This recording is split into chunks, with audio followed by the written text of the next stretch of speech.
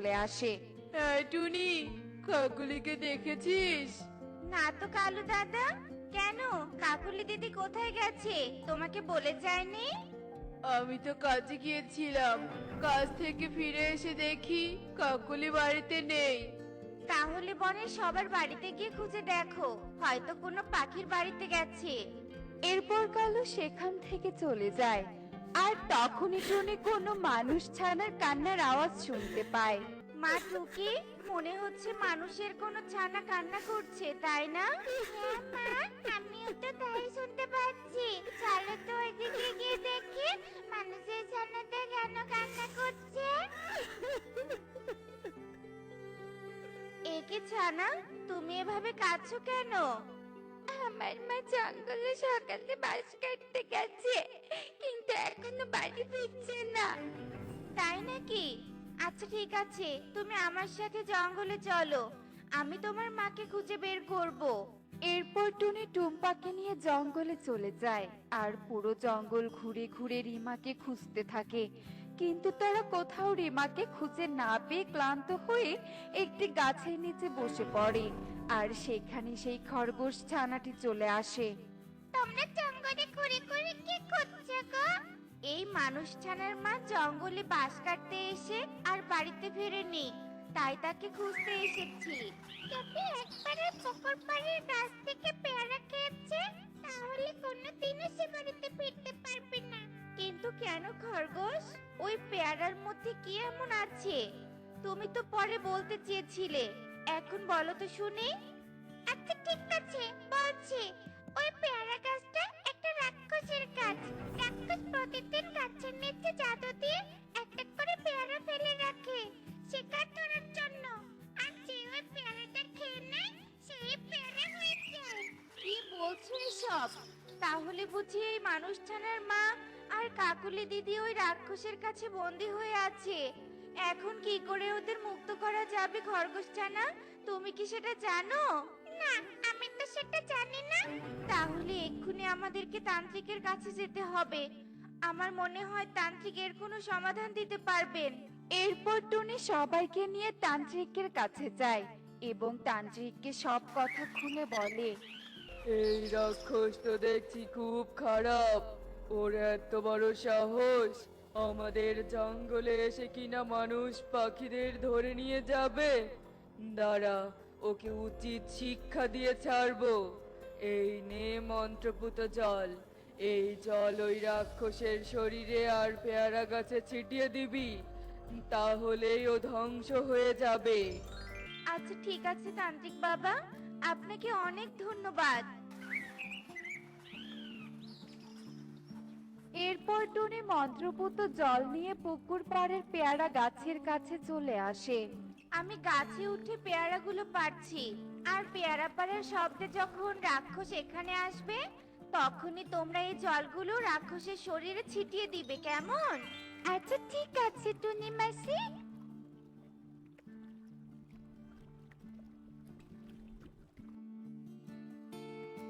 এই পাখি, আগে এত পেয়ারা পারছিস কেন? খেয়ে তো দেখবি পেয়ারাগুলো খেতে কেমন লাগে। আচ্ছা ঠিক আছে রাক্ষস, আমি তাহলে গাছ থেকে নেমে পেয়ারা খাচ্ছি। এরপর টুনি যেই না গাছ থেকে নেমে পড়ে, তখনই টুম্পা তান্ত্রিকের দেয়া মন্ত্রপুত জল গাছে ও রাক্ষসের শরীরে ছিটিয়ে দেয়। আর সাথে সাথে রাক্ষস ও গাছ ধ্বংস হয়ে যায় এবং পেয়ারাতে যারা বন্দী ছিল তারা সবাই মুক্ত হয়ে বেরিয়ে আসে। পাখি, তোমাকে অনেক ধন্যবাদ। তোমার জন্য আমরা সবাই রাক্ষসের হাত থেকে মুক্তি পেলাম। মা টুম্পা, আমাকে খুঁজতে তুইও এখানে চলে এসেছিস। হ্যাঁ মা, তুমি বাড়ি না ফেরায় আমি অনেক কান্না করেছি, কিন্তু কাকুলি দিদিকে তো এখানে দেখতে পাচ্ছি না। মা, আমরা যে আমাদের বনে একটা পেয়ারা ফেলে দিয়েছিলাম, কাকুলি মাসি ওই পেয়ারা খেয়ে যদি ওখানে পেয়ারা হয়ে থাকে, তাহলে এখানে কি করে দেখতে পাবে? হ্যাঁ রে মা, তুই ঠিক বলেছিস, খেতেও পারে। চল চল তাহলে বনে গিয়ে দেখি কাকুলি দিদি মুক্ত হয়েছে কিনা। আমি তো কিছুই বুঝতে পারছি না কালু। এই ফল খেয়ে পেয়ারা হয়ে গিয়েছিলাম, আবার একা একাই পাখি রূপে চলে আসলাম। সব হয়েছে আমার জন্য কাকুলি দিদি। আসলে পেয়ারাটা এখানে ফেলে দেওয়া আমার একদম উচিত হয়নি। গর্ত করে মাটিতে পুঁতে দেওয়া উচিত ছিল। মানে টনি, তুই কি সব বলছিস? আমি তো কিছুই বুঝতে পারছি না। তারপর টুনি কাকুলিকে সব কথা খুলে বলে।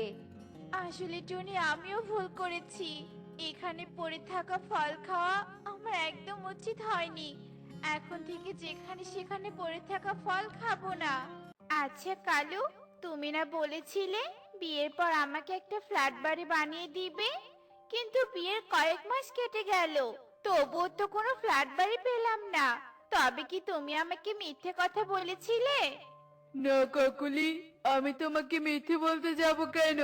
তুমি কোনো চিন্তা করো না, আমি তোমাকে খুব তাড়াতাড়ি একটা ফ্ল্যাট বাড়ি বানিয়ে দিব।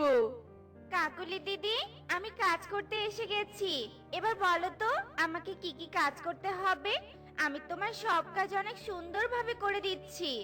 তোকে আর কাজ করতে হবে না টুনি, তুই তোর 2 সন্তানকে নিয়ে কালকের মধ্যে ওই জমি ছেড়ে চলে যাবি। কেন কালু দাদা? আমি আমার স্বামীর ভিটে বাড়ি ছেড়ে চলে যাব কেন? ওইটা যে এখন আর তোদের ভিটে বাড়ি নয় রে টুনি। টোনা যখন তোদের বাড়ির পাশের জমিটা বিক্রি করেছিল, তখন আমি টোনাকে ঠকিয়ে তোদের সব জমি আমার নামে লিখে নিয়েছি। হা, হা, হা, হা, হা। তোমরা আমাদেরকে ঠকিয়ে ঠিক করনি কালু দাদা। আমি এখন আমার ছোট ছোট 2 সন্তানকে নিয়ে কোথায় যাব? আমাদেরকে ঠকিয়ে তোমরা কখনো সুখে থাকতে পারবে না। এরপর টুনি কাঁদতে কাঁদতে সেখান থেকে চলে যায়। আর এভাবে দেখতে দেখতে সেই দিন কেটে যায়।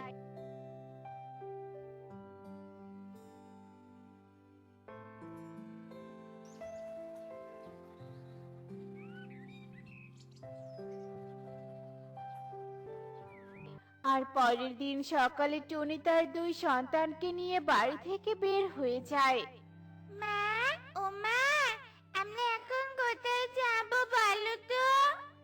আমি কিচ্ছু জানি না রে মা, আমাদের যে যাওয়ার মতো কোনো জায়গা নেই।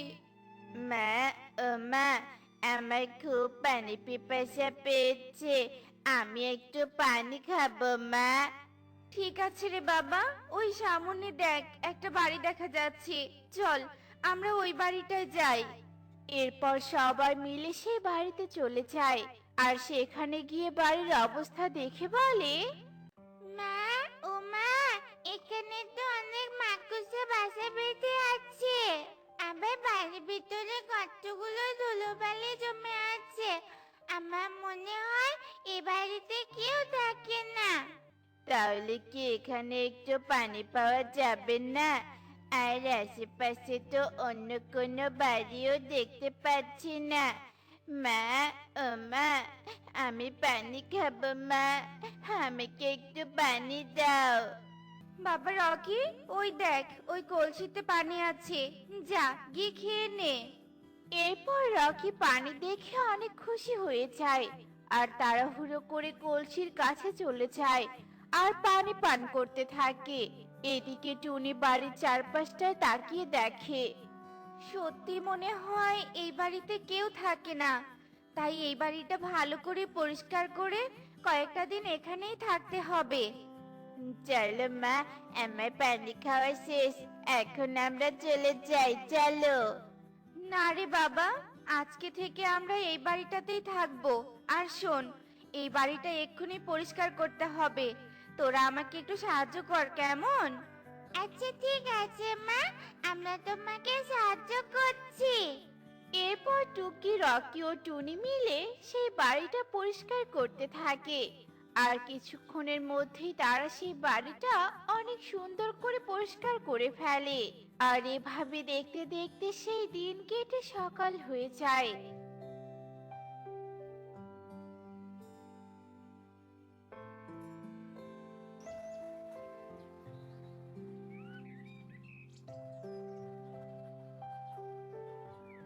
কাল রাতে তো ওরা না খেয়ে ঘুমিয়ে পড়েছে। আর ঘুম ভাঙলে হয়তো ওরা খাবারের জন্য বায়না করবে। আমি বরং আমার কাছে যে কয়েকটা টাকা আছে সেই কটা টাকা দিয়ে একটু খাবার কিনে নিয়ে আসি। এই কথা বলে টুনি কিছু টাকা নিয়ে বাজারে চলে যায়।